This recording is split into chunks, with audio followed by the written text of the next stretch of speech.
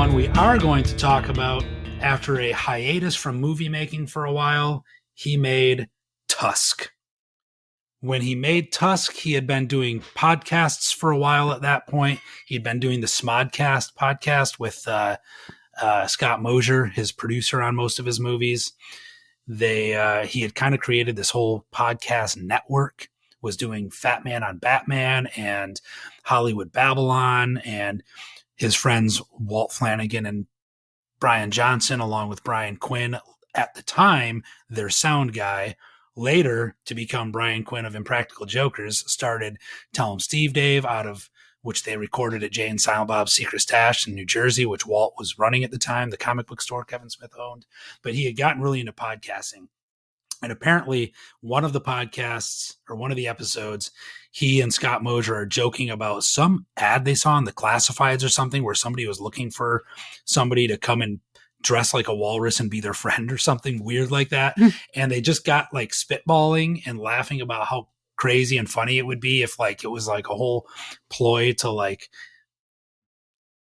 permanently sew you into a walrus suit and like this whole weird thing. And they got joking about it, laughing about it. And they did like some Twitter poll where if you wanted to see that movie actually get made, you'd write hashtag walrus yes.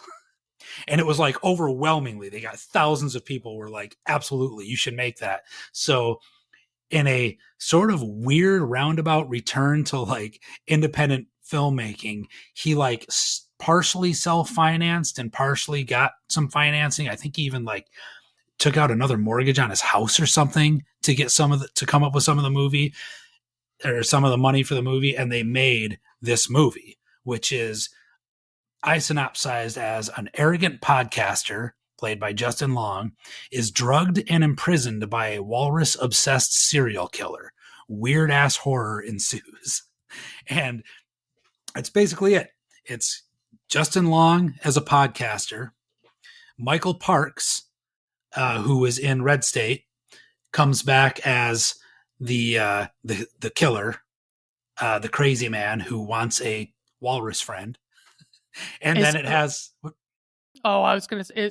Is Michael Parks, I didn't look him up, is he in something else I would have seen that you know of? He's been in a million things. He's one of those guys who apparently, and I don't know that much about him, but he's one of those people who almost could have had like an Al Pacino type career in terms of like he's an all-time great actor, but was either never quite in the right place or never quite in the right movie or whatever. But he's considered, I guess, in Hollywood to be like one of the all-time greats kind of things. And at some point, starting with Red State and then with Tusk, Kevin Smith got to work with him a couple of times. And then he died, actually, I think just a few years ago. I think he got, I don't know if it's cancer or what, but I feel like he was only in his 60s or 70s, but yeah, so he's like one of those like all-time classic thespians, I guess. But so he plays the crazy guy, and then there's small supporting roles played by Haley Joel Osment as Justin Long's podcasting partner and friend, and his girlfriend is played by someone named Genesis Rodriguez, who I don't really know her from other things, but she's pretty good in this. Yeah. And then also there's a cameo by Johnny Depp in lots and lots of prosthetics and makeup. How? This is where I struggle with the definition of cameo, because I feel like I guess it's not really a cameo, right? I mean, it's like a minor role. I mean, really, it is. Really, the cameos are his daughter and Johnny Depp's daughter, who play the two teenage girls in the convenience store he stops at in Canada. Right. They're really the cameos. Yeah. But he got Johnny Depp to come and do it because like they were friends, because their daughters were like besties and went to school together. And Johnny Depp, I guess, saw the script and was like, I think that'd be super fun and hilarious. Let's do it. And apparently another fun bit of in the weeds trivia, he got him to agree to do the part, but he was off doing one of the Pirates of the Caribbean movies at the time. And so he was never around on set, and he actually kept it a pretty big secret that he was going to come and do the part and didn't tell anyone.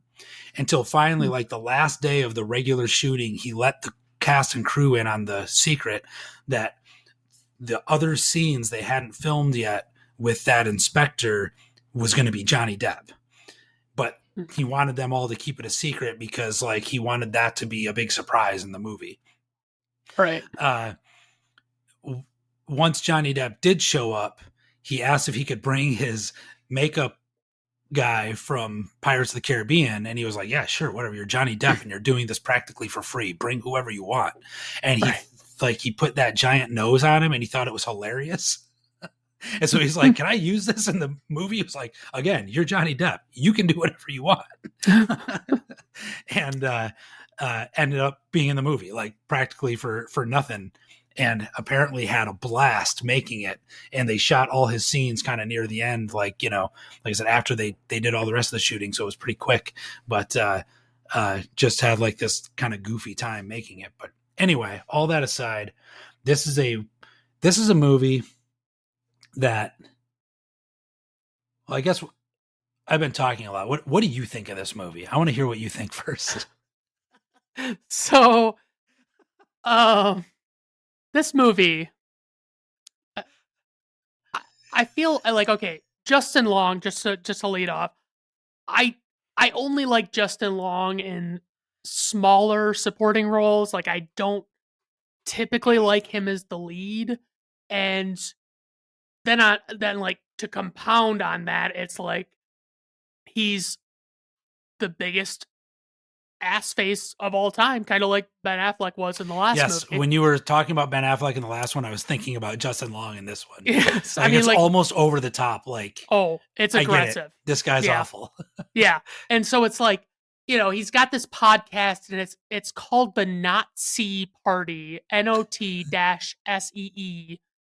and because it sounds like Nazi. Anyway, so he goes to this house, you know, and he's going to talk to this eccentric old guy who's going to let him stay, and, you know, it'll be for free. He'll just have to do some chores and stuff. And it's like, Dan, this one, I've never had a movie take a sharper turn downhill for me. Like, it was like, yeah, okay, you know, he's talking to this guy's talking about this goofy story about like being lost at sea, and like some walrus comes and saves him or something. And then it's like he wakes up, like he you know, he's been drugged, like the tea that he's drinking or whatever it is drugged, and so he wakes up and he's missing the lower half of his left leg. And I struggled to even keep my attention on this movie. It was so aggressively bad. Like I genuinely, like, it's just the premise, like the basic premise. Like, when you said that it was based on like people tweeting that hashtag, well, that's what encouraged him to make it. It was based on a couple stoners riffing on a classified ad they saw during a podcast. Right. And it just, I mean, I thought Johnny Depp was fairly enjoyable. I thought he was good. I thought the girlfriend was good, and I always like to see Haley Joel Osment, but like, yeah, I mean, like, like, what am I watching this movie for? Like, what am I, like, I sit down and it's like, okay, so now he's going to turn Justin Long, this evil old guy is going to turn Justin Long into a fucking walrus, and he's going to like sew together pieces of human skin to do it. And like, he, you know, he uses, I think, the bone from his legs to like make the tusks. And it's like, what, I mean, like, what are your actual thoughts on this movie? What is like, so I'm in a similar place you are, in the sense that like it's tough to describe really what's going on and how I feel about it, because it's so all over the place. Like, for example, Justin Long's character comes out and he's, like you said, super unlikable, complete dick, Right. like whatever. But then his character gets drugged and captured and whatever. And where I find myself confused is, am I supposed to feel scared for his character? Am I supposed to like feel sympathy or worry or something? Right. Or is he purposely such a douchebag because they don't want you to be that scared for the character? They want you to be more invested in just the goofiness of this dark comedy kind of, and not get too concerned about it. But that in itself puts me in this place where like I'm not sure what this movie is supposed to be or trying to be. Is it a dark comedy? Is it a horror? Is it a little of each? Is it neither? I don't really know what's going on with it, right? So like his character is so unlikable that it makes me kind of not care about him when he Right. gets drugged and his legs cut up and whatever. You're like, well, fuck that guy. He's an asshole. He was like so mean to that other person he wanted to have on his podcast that the guy killed himself, right? Right. Like he's legitimately a terrible human being. So he's kind of getting his comeuppance with this other serial killer wacko, whatever, right?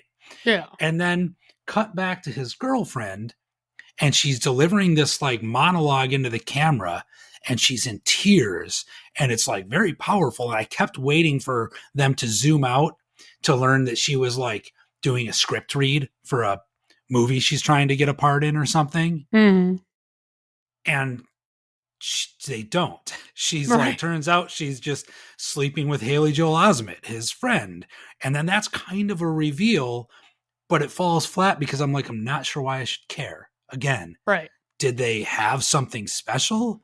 Did they not? I don't know. That was some pretty impressive acting from a monologue standpoint. It's just too bad that I don't know what I'm supposed to do with it, right? Right. And then it keeps getting weirder and weirder and weirder. And, you know, like you said, eventually he turns Justin Long into a walrus, and like he's sewed inside this suit.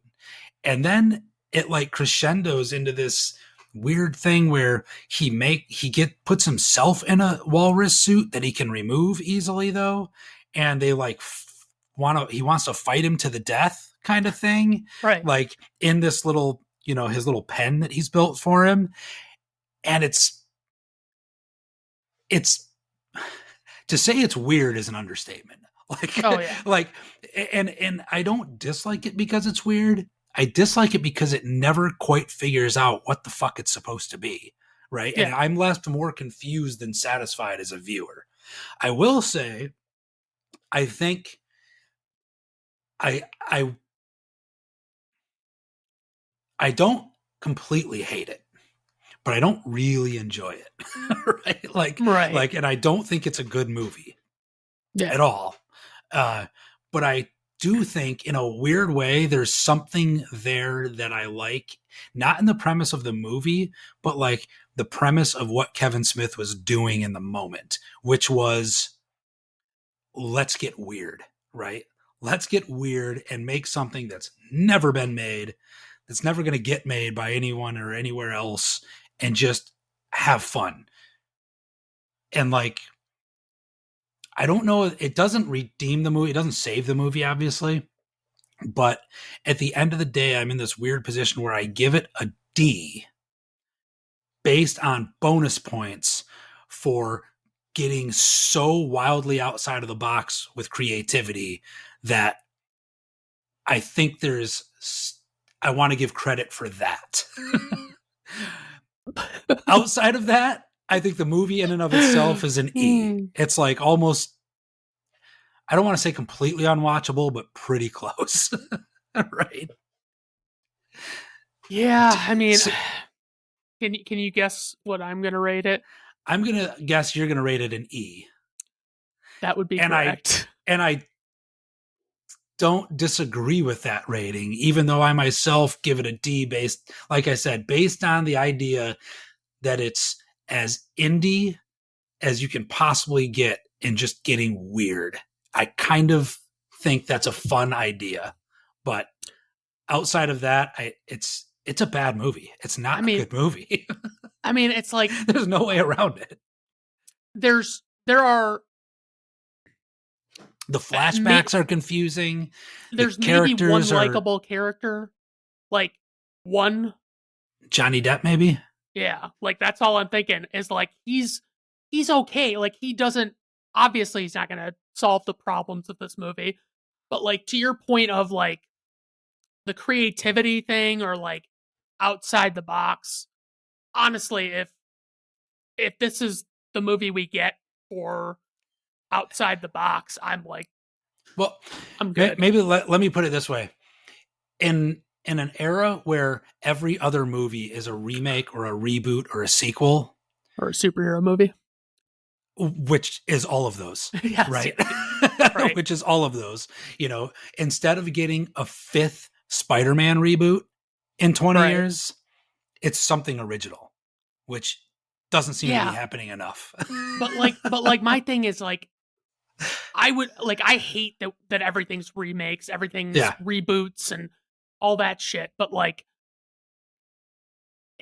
if I have to choose between watching another remake or sequel or whatever and this and Tusk with Justin Long, I'm not going to be upset at all if I am stuck with the sequels and reboots. I'd rather have that because it's like I just don't I don't think this movie has it's like just doing something different or outside of the box doesn't make it obviously doesn't make it good, but it doesn't give it it's not a redeeming quality. If it's a shit movie, it's a shit movie. Like it's But so here's where I will disagree with you. I would, as much as I don't think this is a good movie and I don't particularly enjoy it, I would rather watch this again than watch the Lion King live action remake, which I've never even seen. I don't know why that exists. I have no interest in seeing it.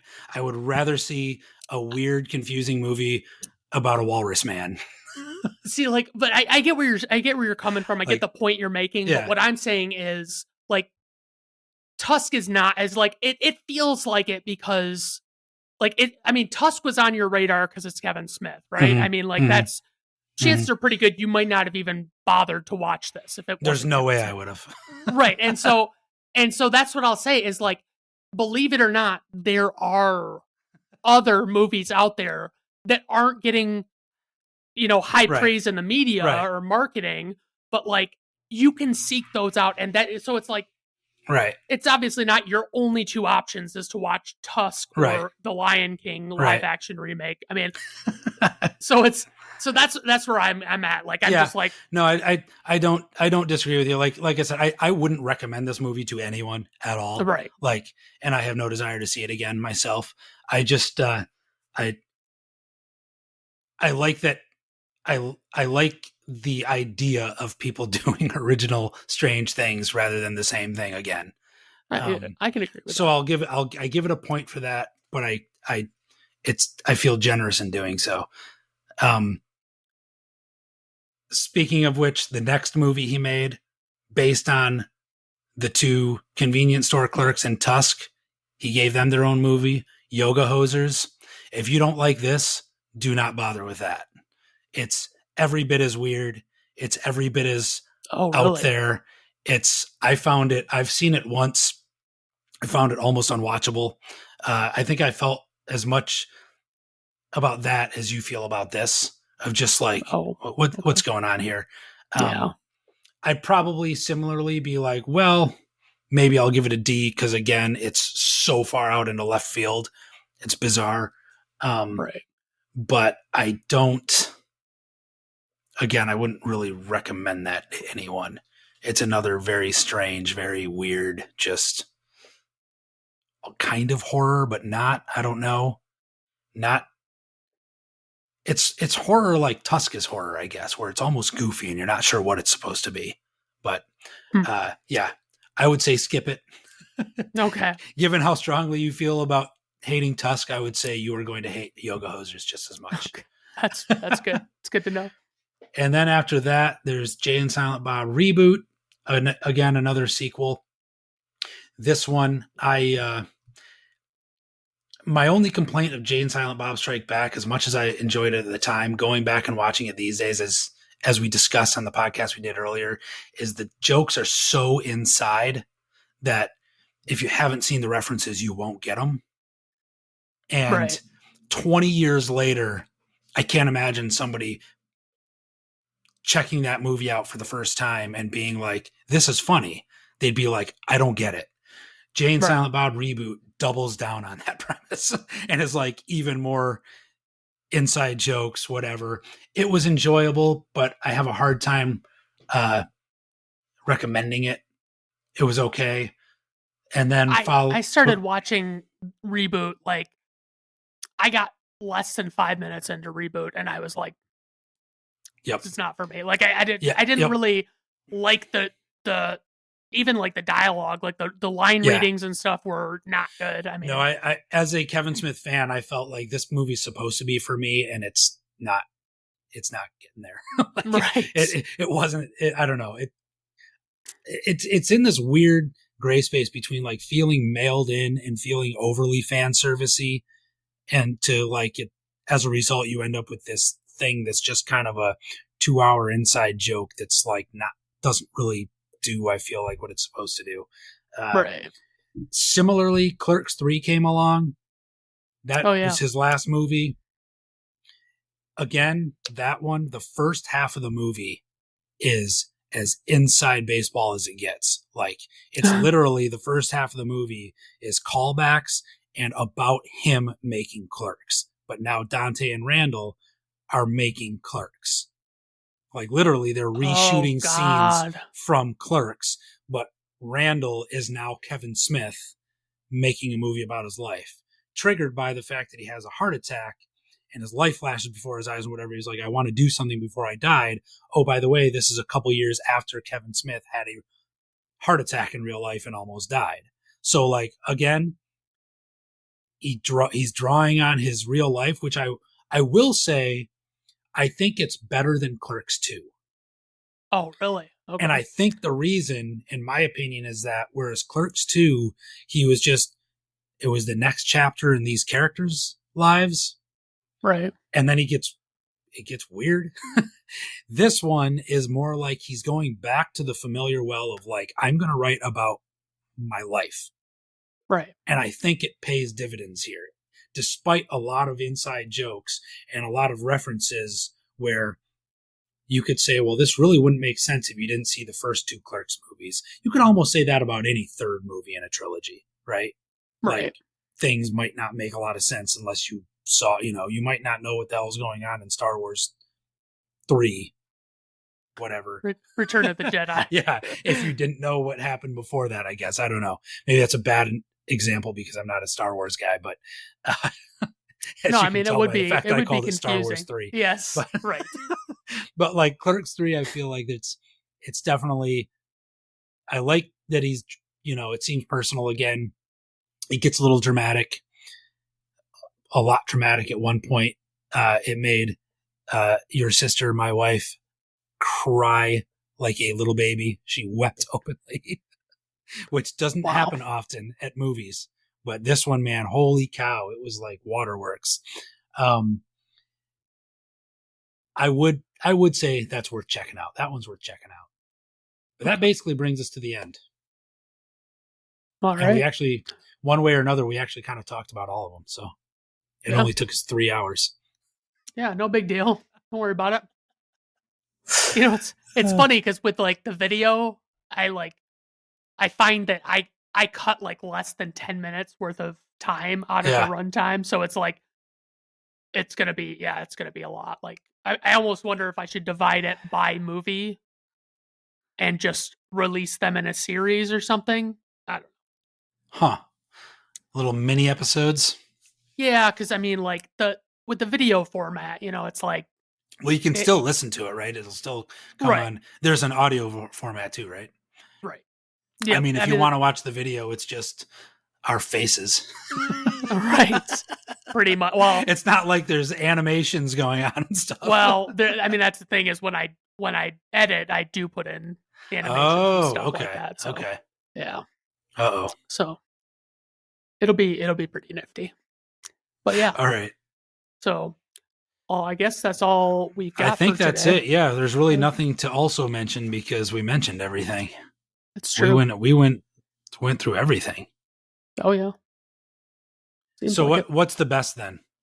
What's if you were to say your favorite of the bunch, including ones we may or may not have talked about in depth today? I would say Clerks has it holds a place near and dear to my heart. I know bad acting, blah blah blah.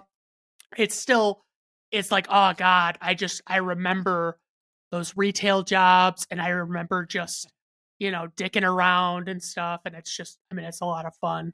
How about you? So I find myself ping-ponging between Clerks, Mallrats, and Chasing Amy, basically based on whichever one I saw last. That's fair. Like every time I'm like, I think Clerks is definitely overall. That's just, man, they'll never match that. And then I watch Mallrats and laugh nonstop for 2 hours, and I'm like, this is so enjoyable. And then I watch Chasing Amy, and it's not a laugh fest, but I'm like, this is just a really good movie. Right. So I don't know. I think probably my favorite would have to be between Clerks and Mallrats, though I think objectively, I feel like Chasing Amy is his actual best movie, personally. And I say objectively, meaning completely subjectively. But naturally, yes. I don't know how one can truly be objective about such things. I don't think you can. So it's not. So I think that's it. Okay. That was a lot of talking about Kevin Smith. Yeah, that my whole theorizing that this would shorten the length of our episodes did not come through. So I didn't expect it to shorten anything, but I feel like there was more back and forth. Yes, and which that's was what to me it was the big point was that there was get a little less monologue rambly and a little more back and forth, which I think we can still work on better. Yeah. Yep. Yeah. Okay. All right. To your outro. All right. Have a good one, guys. All right. See ya. All right. See you later.